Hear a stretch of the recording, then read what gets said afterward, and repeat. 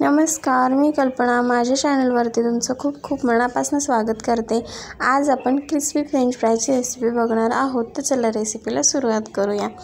तर इथे आपण 3 बटाटे घेतलेले आहेत. बटाट्याला माती असल्यामुळे ते आधी स्वच्छ धुवून घेतले आणि बटाटे घेताना थोडेसे लांब आकाराचे बटाटे घ्यायचे, जेणेकरून आपण जेव्हा फ्रेंच फ्राईजचे काप करतो तेव्हा ते व्यवस्थित कापले जातात.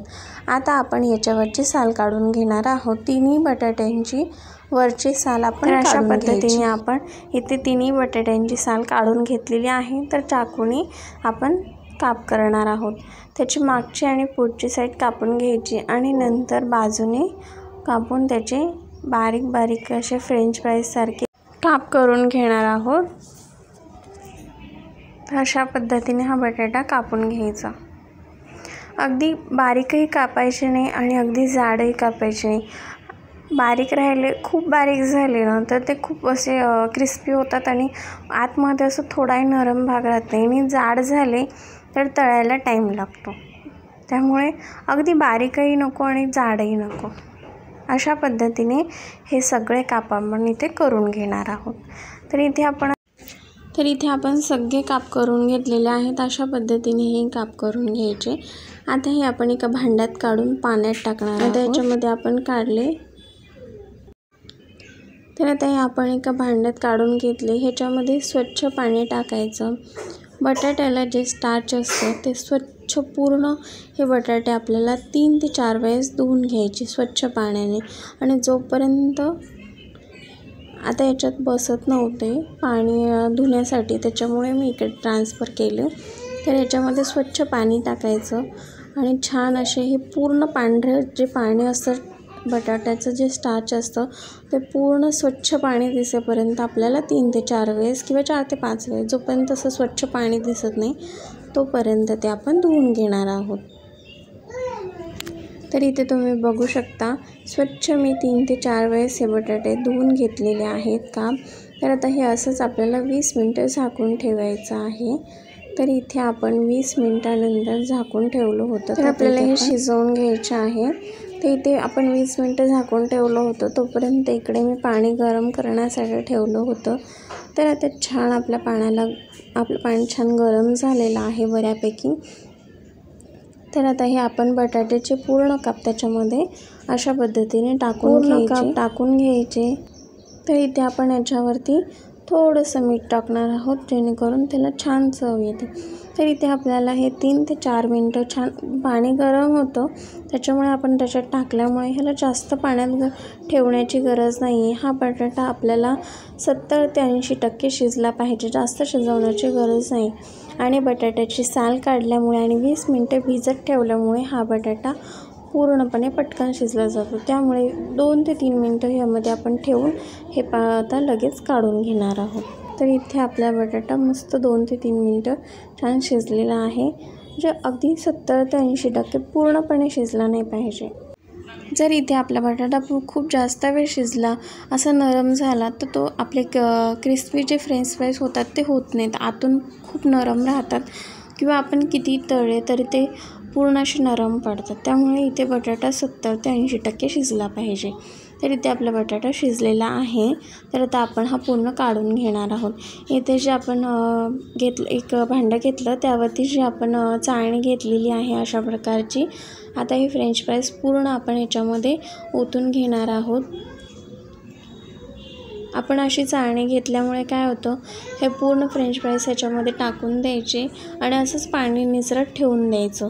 किंवा तुम्ही असं करू शकता, एका कापडावरती ते पूर्ण सुती कापडावरती ते पांगवून पंख्याला सुकत ठेवले तरी चालतात, किंवा असेच तो पंख्याला थोडा वेळ ठेवले, असे सुके पडले तरी चालतात. तुम्ही बघू शकता आपलं बरेच पाणी निचरलेलं आहे असं चाळणीत ठेवल्यामुळे. तर इथं आपण असंच ठेवलं होतं.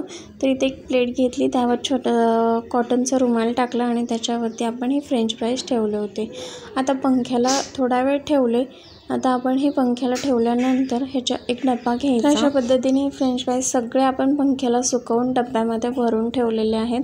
आता याचं आपण झाकण लावून 1 तास 1 ते 2 तास आपण फ्रीजमध्ये ठेवणार आहोत. आईस्क्रीम ज्यामध्ये आपण सेट करतो त्याच्यामध्ये आपण हे 1 ते 2 तास ठेवून द्यायचं, किंवा रात्रभर जरी तुम्ही ठेवलं आणि जेव्हा तुम्हाला खावेसे वाटतात फ्रेंच फ्राईज तेव्हा जरी तुम्ही तळून खाल्लं तरीही चालतं. तर अशा पद्धतीने आपण 1 ते 2 तास हे फ्रीजमध्ये ठेवले होते. अशा पद्धतीने झालेले आहेत, थंड झालेले आहेत. तर आता हे आपण इकडे तेल गरम करण्यासाठी ठेवलं होतं. तर अशा पद्धतीने तेल छान असं अगदी कडकडीतही नाही आणि अगदी हे नाही, थोडं मिडियम असं तेल गरम करायचं आणि अशा पद्धतीने त्याच्यामध्ये फ्रेंच फ्राईज तळून घ्यायचे. आपण इथे कुठल्याही प्रकारचं कॉर्नफ्लॉवर किंवा असं काहीच वापरलेलं नाही आहे, त्याच्यामुळे आपण हे उपवासाला पण खाऊ शकतो. हे बघा, अशा पद्धतीने आपण हे तळून घेतले. जेव्हा आपण हॉटेलमध्ये वगैरे जातो तेव्हा एवढी मोठी स्टेप करण्यासाठी त्यांच्याकडे काही टाईम नसतो, त्यामुळे ते असं स्टोअर करतात फ्रीजमध्ये आणि जेव्हा आपण जातो तेव्हा ते आपल्याला तळून देतात. तर अशा पद्धतीने आपण 6 महिने किंवा 5 महिने 5 ते 6 महिने आपण हे फ्रीजमध्ये स्टोअर करून ठेवू शकतो आणि जेव्हा आपल्याला खावेसे वाटेल तेव्हा आपण तळून खाऊ शकतो. तर अशा पद्धतीने आपण हे तळून घेतलेले आहेत आणि प्रत्येक क्रिस्पी आपण फ्रेंच फ्राईजची ही स्टेप बाय स्टेप बघितलेली आहे, जेणेकरून ते नरम पडणार नाहीत किंवा खूप तेलकट होणार नाहीत किंवा असे लूज पडणार नाहीत. त्यासाठी प्रत्येक स्टेप ही जर फॉलो केली तर फ्रेंच फ्राईज हे कुरकुरीत अगदी मस्त होतात. तर इथे आपण ही दुसरी बॅचसुद्धा अशी तळून घेतलेली आहे. तर हे आपण तळून घेतलेलं असताना हे असं बाजूवर ताटात आपण पूर्ण फ्रेंच फ्राईज तळून घेतले. आता हे आपण ताटात काढले, थोडेसे थंड झाले की आपल्याला हे परत तळून घ्यायचे. त्याच्यामुळे आपण जास्त वेळ तळलेले नाही आहेत. ते अशा पद्धतीने थोडा वेळ तळून घेतले. आता हे पूर्ण थंड झालेले आहेत.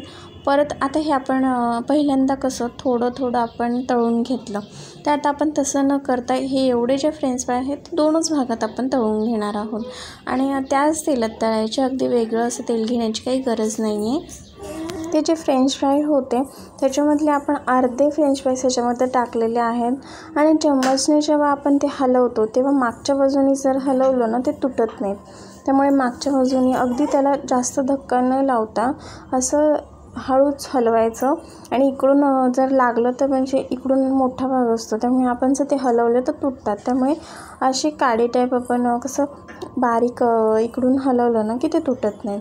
अशा पद्धतीने छान सोनेरी रंग येईपर्यंत आपण हे तळून घेणार आहोत. जास्त गरज नाही लागत तळण्याची. आता अशा प्रकारे झाले तळून की आपण हे काढून घेऊया. आणि हे जरी तळताना असं वाटलं की ते नरम आहेत, पण जरी आपण ते काढले आणि थंड करण्यासाठी ठेवले की ते कुरकुरीत होतात. तुमच्याकडे टिश्यू पेपर असेल तर खाली टिश्यू पेपर टाकायचं आणि ते काढून घ्यायचे. तर अशा पद्धतीने आपण सगळे फ्रेंच फ्राईज काढून घेतलेले आहेत आणि ही आपली पहिली एक बॅच तळून झालेली आहे. त्याच्यावरती गरम असताना मीठ टाकायचं, कारण गरम असताना तेल गरम असल्यामुळे मीठ त्याला लगेच लागतं आणि थंड झाल्यानंतर मीठ लागत नाही. त्यामुळे काढले आपण तळून, ती बॅच तळायला टाकायची आणि हे लगेच त्याला मीठ लावून घ्यायचं. तर अशा पद्धतीने आपण दुसरी बॅचसुद्धा तळून घेतलेली आहे. तर ही तळी की ह्याच्यावरही थोडंसं मीठ लगेच लावायचं. तर चला, इथे आपले सगळे फ्रेंच फ्राईज तळून झालेले आहेत. ही रेसिपी आपण एकदम स्टेप बाय स्टेप केली. अशाच पद्धतीनं जर तुम्ही केलं तर नक्की क्रिस्पी होतील आणि खायलाही अगदी कुरकुरीत होतील. लहान मुलांना जर तुम्ही स्टोअर करून कधीही तळून दिलं तर त्यांनाही आवडतं आणि उपवासाला जर तुम्हाला आवडत असतील खायला तर हे तुम्ही करून ठेवू शकता किंवा तुम्ही माझी रेसिपी पूर्ण बघितल्याबद्दल तुमचे मनापासून धन्यवाद. आणि तुम्हाला हे व्हिडिओ जर बघायला आवडत असतील तर नक्की सबस्क्राईब करा, कमेंट करा. तर असं